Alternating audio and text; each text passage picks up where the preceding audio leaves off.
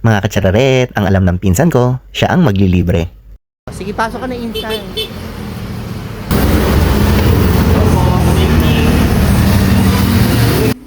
Nung August pa to mga katsararet.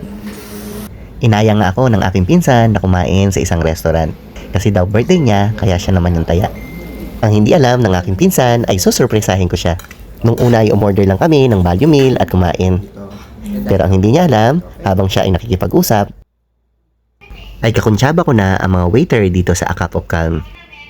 Kaya kung gusto niyo po ng mga ganitong eksena, tawag lang po kayo sa kanila sa A Cup of Calm.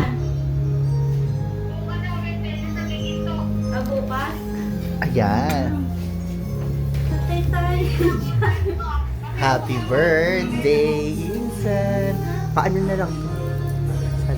Hindi, kunin mo na yung isa, ano? Thank you. Kunin mo na. Sali na lang yung isa. Thank you. Thank you. Happy birthday to you.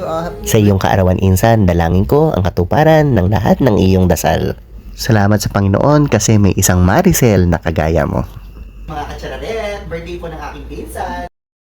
At dahil hindi naubos ang mga in-order naming pagkain, ito po ay tinake out namin para sa kanyang pamilya. Salamat sa panonood mga katsararet. After this, kami po ay magpipictorial muna ng aking pinsan. Happy birthday, Insan!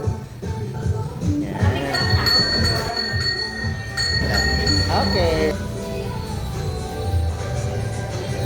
Happy birthday, Insan! Ayan, ako. Mga katsararet, for a special event, maaari rin po kayong magpabook dito po sa A Cup of Calm para masurpresa nyo ang mga mahal nyo sa buhay. Muli, salamat sa panonood, pag-share. God bless!